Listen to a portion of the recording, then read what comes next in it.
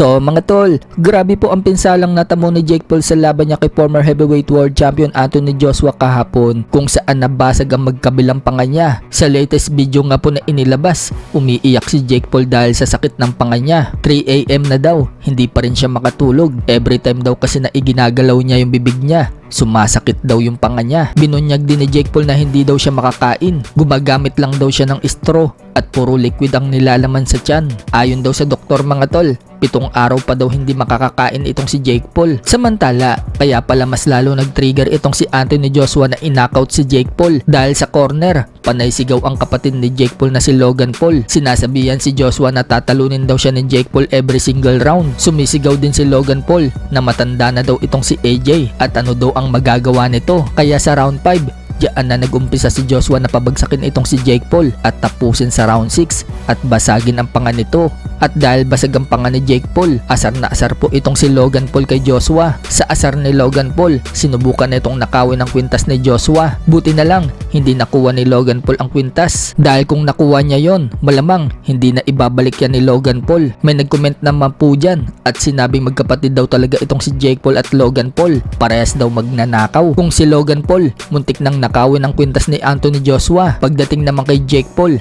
ninakaw naman nito ang sombrero dati ni Mayweather. Sa kabilang banda naman mga tol, dahil sa pinsala na natamo ni Jake Paul dito kay Anthony Joshua, may mga fans po ang nagtataka. Dahil mula daw na matapos ang laban ni Jake Paul at Anthony Joshua, hindi daw nagubad ng gloves itong si Joshua hanggang sa bumaba daw ito ng ring. Suot-suot pa nga din daw nito ang gloves hanggang sa makarating ng locker room. So parang pinagdududahan po ng ilang mga fans ang kamao ni Joshua na baka may kakaiba. Kaya daw hindi na to tinanggal ang gloves. So tiningnan po natin ang ilang mga previous fight ni Anthony Joshua kung talaga bang hindi ito naguhubad ng gloves. Pero nakita natin mga tol sa laban nito kay Francis Ngannou at Daniel Dubois, tinatanggal naman po niya ang gloves niya. So hindi natin alam mga tol kung bakit hindi tinanggal ni Joshua ang gloves niya sa laban kay Jake Paul. So ano sa tingin niyo mga tol?